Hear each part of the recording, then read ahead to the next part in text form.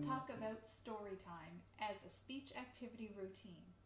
Here at Speech Therapy Supports, we are all about using the activities that you're already doing every day with your child to get in that essential speech practice that your child's SLP has assigned to you, even though you have busy days, and it's really hard to get that in if you're not just using the things that you're already doing. And story time is a great place to start.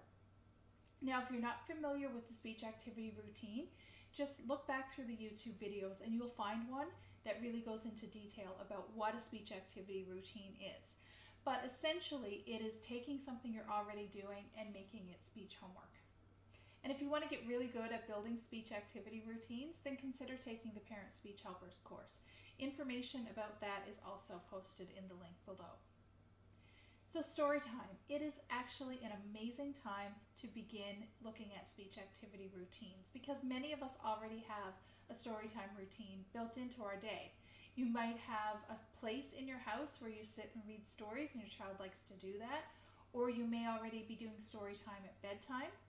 But either way, if you already have a story time routine, you've got step number 1 of the speech activity routine taken care of. You've identified the routine. But before we get into how speech activity routines work at Storytime, I do want to acknowledge that some families don't have a Storytime routine, and that's okay too. There are a ton of reasons why some children don't really gravitate towards sitting and listening to stories, and you can always begin where they are and develop some of those routines over time. And if you want some information or some resources or tips on how to begin to do that at home, shoot me an email. So go to the website and get in touch with me, and I can share with you some resources for just building a storytime routine. So the speech activity routine is 3 simple steps. Number 1, we've identified the routine. It is story time right now. Number 2 is to think about the repetitive action or create some repetitive actions in that routine that we can build from. And number 3 is to just add a repeatable speech turn to that repetitive action, so that every time that action occurs in the routine, there is something that we're going to say that matches the target that the SLP has assigned so that your child gets the practice in. And that's really as simple as it is. So let's look at some repetitive action and repeatable speech turns that might work. The most obvious repeatable action in Storytime is the act of turning each and every page. Remember, every action is a speech practice opportunity. So if we are turning 10 pages in a story, we have given our child 10 practice opportunities. If we read 3 stories that are 10 pages each, now we've created 30 opportunities for practice. Figuring out a repeatable speech turn can be tricky at first, but it gets much easier with practice. You need to know the target that your child is supposed to be practicing at home, and if you don't know that, you need to ask your child's SLP. You also need to know what level of complexity your child is at. For example, are you working on a sound by itself? Are you working on it in syllables or words or phrases or sentences? So it's really important that the repeatable speech turn match that target, both what the sound or the movement or the syllable shape is that your child is working on, and what level they're at, whether it's syllables, words, phrases, sentences. Again, your child's SLP is the person who would have assigned that to you, and so that is your best resource in terms of figuring out what that should be for your child. So when we talk about turning pages in a book, if your child is at isolation level for a particular sound or target, what you might decide to do is a fast 5 before turning each page. So you'll read the page to your child, and then before turning the page, you'll say, okay, before we turn this page, let's do a fast 5 for your S sound. You hold up your hand, and your child and you do the S sound 5 times. S, s, s, s, s, and then off you go, right? So the fast 5, there's different variations on it. You can put a finger up every time, s, s, s, s, s, and then you do a high 5. Or you could start with your open hand, and you can do a sound,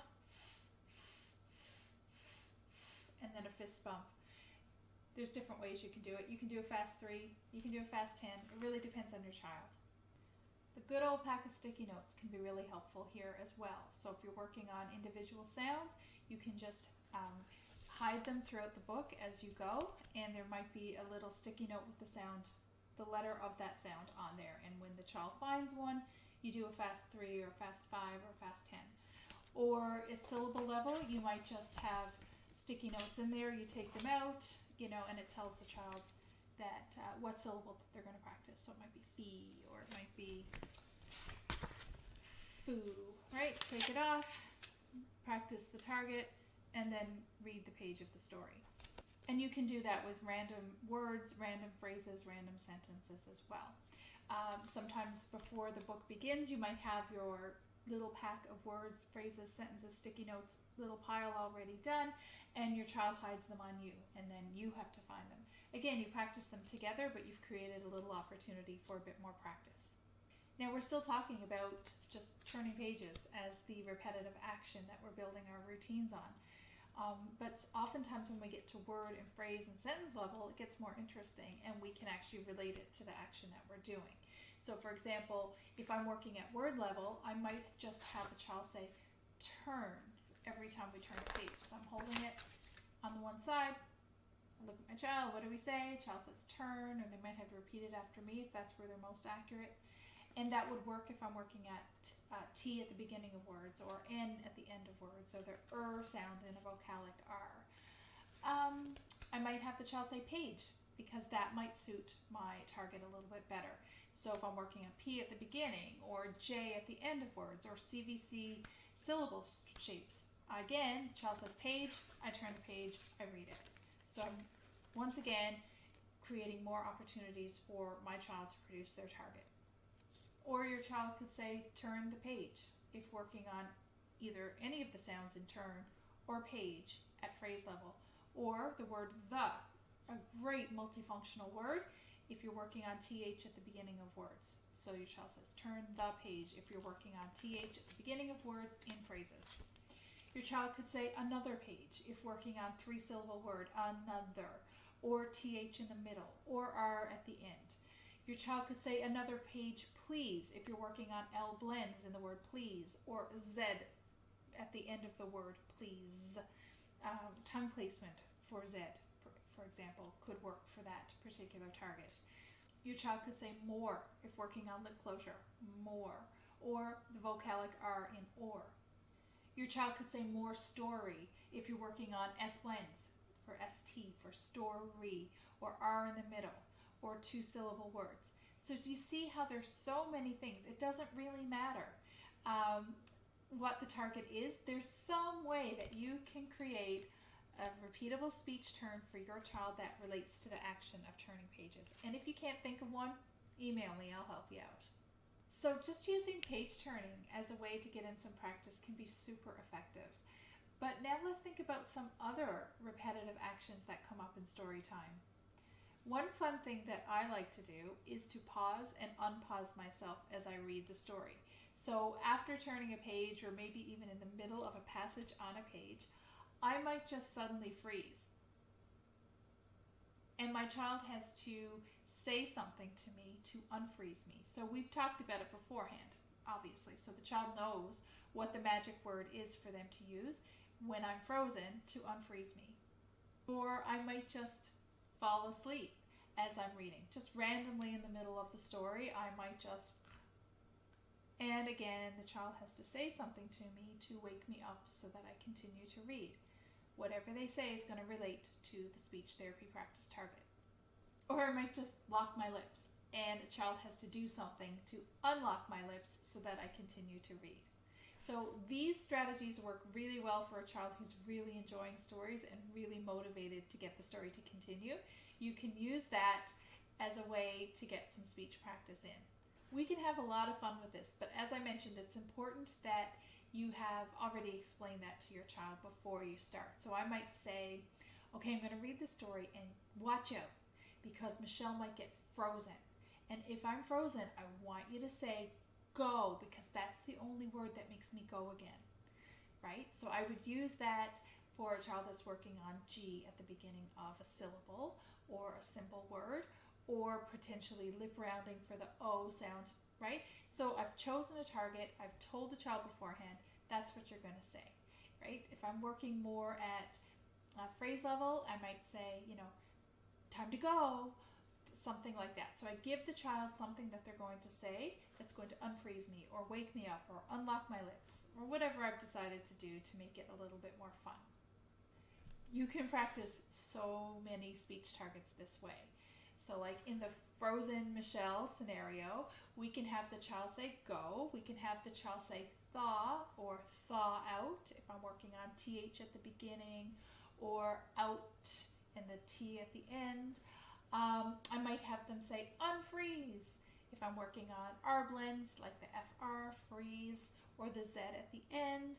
They could say melt if I'm working on nice lip closure for M or T at the end. They could say presto if we're working on R blends, or ST in the middle, or the O at the end, or a nice 2-syllable word. If I'm falling asleep randomly in the story, the child can say wake up. That's great if you're working on K at the end in a phrase, or P at the end in the word up. They can say open and I'll open my eyes. That would be great if we're working on lip rounding for O, open, or if we're working on 2-syllable words, or P in the middle, or N at the end. They can be my alarm clock and just make a buzz sound, zzz, if I'm working on getting Z in isolation. It could say don't sleep if I'm working on L blends, SL in the word sleep at phrase level, or S blends for SL in the word sleep in a phrase. They can say open your eyes if I'm working at phrase level for R at the end, open your eyes, or Z at the end of the word eyes. Let's look at the locked lips as a repetitive action. Your child could say key as they pretend to put a key in the lock. That would be great if you're working on CV syllable shapes or K at the beginning. At phrase and sentence level, they could say, I have a key. Your child could say, open the lock if you're working at phrase level for L initial, for example, in the word lock, or K at the end. I could really keep going. If you can't think of anything, just get in touch. And after turning each page, you could simply just not say anything until your child says something like, read to me, R at the beginning, D at the end. Or you could cue them to say it if you're working on S at the beginning, T at the end of the word it. I could keep going here, but ultimately, if you cannot think of something, ask your child's SLP. Ask me. You can also use the articulation tip sheet, which is a resource I've made for families, that for every target, there is a long list of different words that can be used that match that target. And that can be a really great place to look when you can't really think of what you're going to say in a routine. You can take out your Artic tip sheet for that target, and you can get lots of inspiration there. There's a link for the Artic tip sheets below as well. A few other ways to sneak some more practice in. Use the sticky notes, randomly hide them in the story, put anything on them that you want your child to practice. It's a great way to get that in. Sometimes you can just use blank sticky notes, because the thing that your child says when they find the sticky note is actually great practice. So if you're working on F at the beginning of a word, for example, they would say found one, found one, found one. Or if you're working on S at the beginning, it might say I see it, I see it, I see it. It could be a note, note, note, N at the beginning, T at the end, CVC. Could be sticky, and they pull it off. Sticky, sticky, ST at the beginning. It's a great target for that one. Now this can work with older children and it can work with younger children. With older children, you might be doing more of the sticky note sort of strategy, or you may be looking at ways that you can read ahead in the story together and highlight the words that might match the target. And that's great for, a reading child who might have that level of understanding of their target, would be able to find the target in words, and you can do that together, underline them, and then as your child reads, they're really paying attention to those underlined or highlighted words as they go. And for younger children, there is often a lot of repetition in the stories that they're reading. So you might be able to find a story that has a lot of repetition of a phrase or a word that contains your child's target. So for example, in Goodnight Moon, if your child's working on G at the beginning and they're saying good night to everything in the story, right? Good night stars, good night air, good night noises everywhere. Then you're getting tons of opportunity to work on that G at the beginning or T at the end or a 2-syllable word. Here's another example in this story, Mortimer. There's constant time when the characters are saying, Mortimer, be quiet. That could work for Mortimer, the R at the end. It could work for the KW in quiet. It could work at the T at the end. So you can use that repetition to have your child say that phrase and then have a chance to practice their target. This book also has some more repetition. Every time there's somebody going up the stairs, they say thump, thump, thump, thump. So if you're working on P at the end or TH at the beginning, just seize that opportunity and say, okay, like there's 5 thumps and this happens at least 10 times in the story. So we're going to get 50 reps in of that TH at the beginning. Sometimes the name of the character works with the target. So Scaredy Squirrel, if you're working on the SK blend, you can say, sometimes it's just noticing. You've taken out the story and you're just like, oh my goodness. When you really know a target, which is something we really help parents with in Parent Speech Helpers, is just knowing the target, you begin to see it everywhere. And then when you see it, you know how to create a practice opportunity for your child, and so that they can get those reps in, that's going to help them to really learn their sound and make progress in that sound. So for example, in the Scaredy Squirrel situation, after every page I can look at the action and then ask my child a question like, who gathered the leaves? And then my child has to say Scaredy Squirrel. Or who went down the river? Scaredy Squirrel. And who saw a green Martian? Scaredy Squirrel. So I've created an opportunity for many, many times in this book for my child to use their target. Again, if you have the tip sheet, take a good look through, because sometimes you can just work it in. For example, if the target is SH at the beginning, I know that the word she is on here. I might choose stories for a couple of weeks with female characters and just ask over and over again for my child to tell me what just happened. She walked to the store. She bought some gum. She lost the gum on the way home. Again, right? So we've produced all of these opportunities and created all of these opportunities for our kids to be able to practice. Another thing you can do is create space between the place where you read and the place where the books are stored. So if you have a chair that you're sitting in to read, you might put a basket of books across the room, or you might position yourself away from the bookshelf, or do the same thing in the child's bedroom. So have a basket of books away from the bed. And during the actual time your child is going over to choose one book, you can create a repeatable speech turn based on the repetitive action of just moving and those footsteps that it takes to go from point A to point B. So if it's 10 steps there and 10 steps back, you've just created an opportunity for 20 reps of something.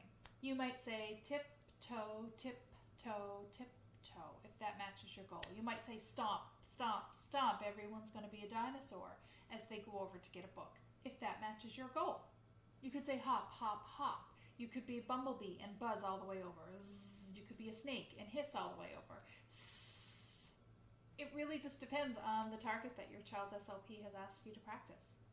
This works for phrase and sentence level too, because it can be I'm hopping, I'm hopping, I'm hopping. It could be I step, I step, I step. It could be I'm walking to the basket, I'm walking to the basket, I'm walking to the basket. Okay? I can be sitting over on the bed while my child is doing the movement, and I could have my hands up and I could be counting how many times they're saying that. And when they come back, they can try to beat their record every time by saying it more and more times. Now, I really don't want to give you too many options here, and I don't want to overwhelm you, because it's really a very simple thing that we're doing.